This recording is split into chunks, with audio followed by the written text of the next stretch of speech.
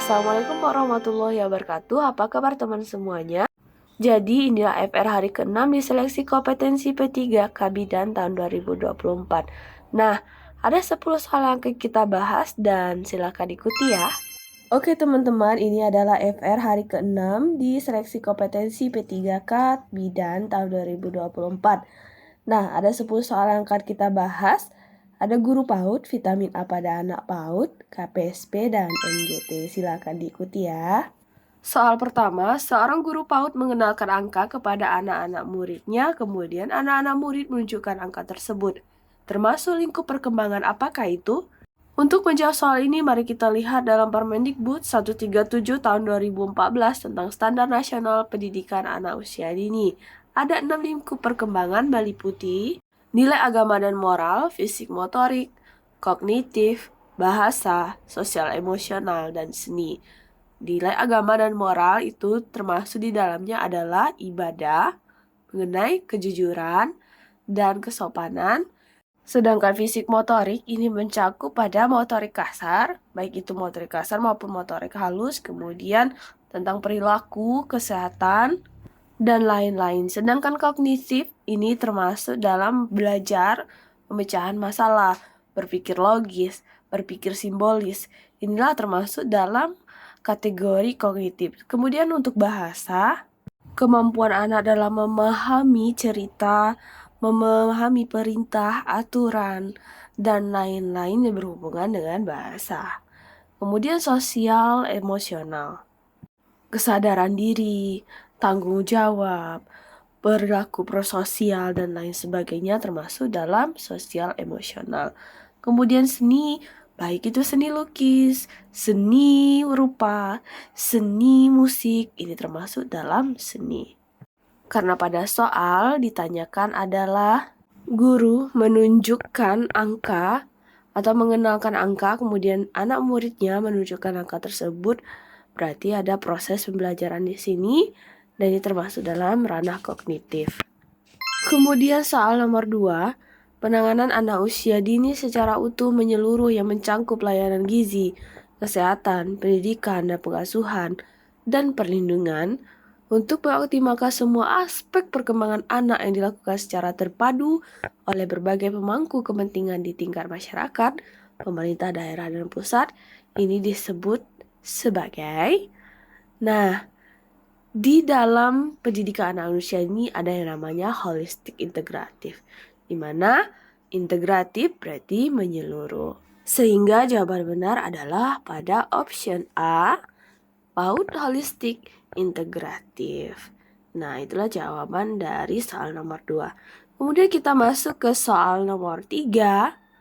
Jika anak-anak PAUD ingin mengenal huruf sambil bermain, termasuk dalam metode pembelajaran apakah itu? Kita garis bawahi, mengenal huruf sambil bermain, termasuk bermain. Jadi metode pembelajaran sambil bermain. Kemudian soal keempat, seorang guru membawa murid TK ke taman, kemudian diminta menyebutkan warna bunga dan daun yang ada di taman, termasuk pembelajaran apakah itu? Murid-murid ke taman kemudian menyebut warna bunga yang ada di taman. Ini adalah metode pembelajaran dalam karya wisata. Soal nomor 5, anak PAUD senang sekali belajar dengan melukis, mewarnai. Melukis dan mewarnai termasuk dalam lingkup perkembangan. Tadi sudah kita jelaskan ada 6 lingkup perkembangan pada anak PAUD, dan ini termasuk dalam lingkup seni, di mana melukis, mewarnai termasuk dalam lingkup perkembangan ini. Jadi jawabannya adalah E. Kemudian soal nomor 6, berapakah dosis vitamin A yang diberikan pada anak PAUD? Oke, kita mulai pada usianya dulu ya, di mana usia PAUD biasanya berkisar pada 3-5 tahun atau 4-6 tahun.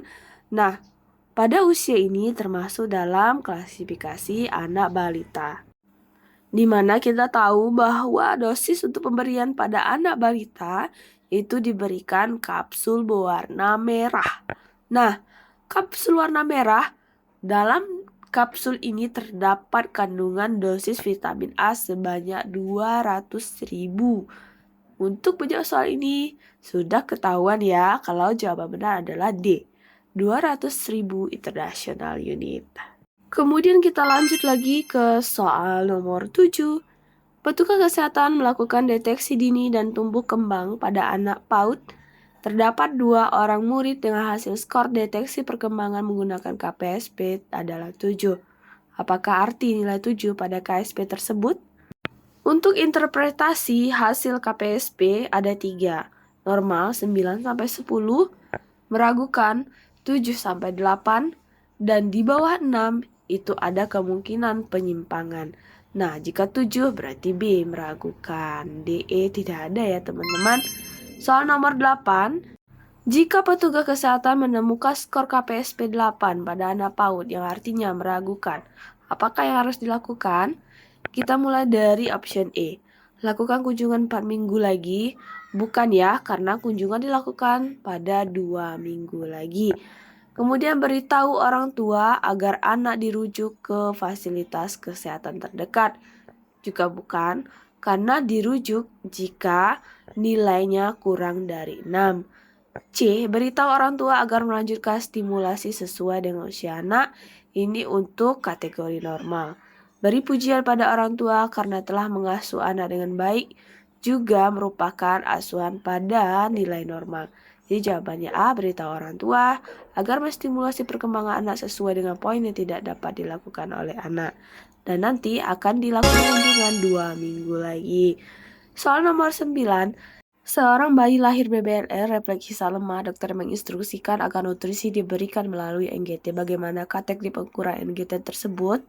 Ditanyakan teknik pengukuran NGT pada bayi lahir dengan BBLR. Ingat pengukuran dimulai dari nose atau hidung, jadi D dan E-nya hilang. Kemudian dilanjutkan dengan ear, jadi jawaban C salah, tinggal A dan B. Kemudian untuk neonatus ada mid dan umbilical. Nah, itulah kunci bedanya dewasa dan neonatus. Jadi jawaban benar adalah A, nose, ear, mid, and umbilical. Soal nomor 10, karena soalnya lumayan panjang, jadi dilihat dulu apa pertanyaannya. Apakah tindakan selanjutnya yang dilakukan oleh bidan? Tindakan apa sih? Lihat dulu, seorang bayinya 7 hari, lahir prematur, BB 1800, dirawat di inkubator karena belum bisa menghisap dan menelan dengan baik, sehingga perlu pemasangan NGT. Ditanyakan, bidan sudah melakukan persiapan alat cuci tangan, handscoon, mengukur selang NGT. Kemudian apa lagi? SOP pemasangan NGT, setelah diukur berikan tanda batas pengukuran selang NGT. Jadi jawabannya adalah A, barulah kemudian mengoleskan jeli pada selang NGT. Kemudian nanti dilanjutkan dengan memasukkan selang NGT melalui hidung dan memeriksa posisi selang NGT. Barulah terakhir nanti akan dimasukkan makanan melalui selang NGT. Oke teman-teman, thank you sudah mengikuti saya. See you on the next video. Assalamualaikum warahmatullahi wabarakatuh. Oke, demikian dulu pembahasan kita pada video kali ini dan semoga bermanfaat bagi kita semua. Dan see you on my next video. Assalamualaikum warahmatullahi wabarakatuh.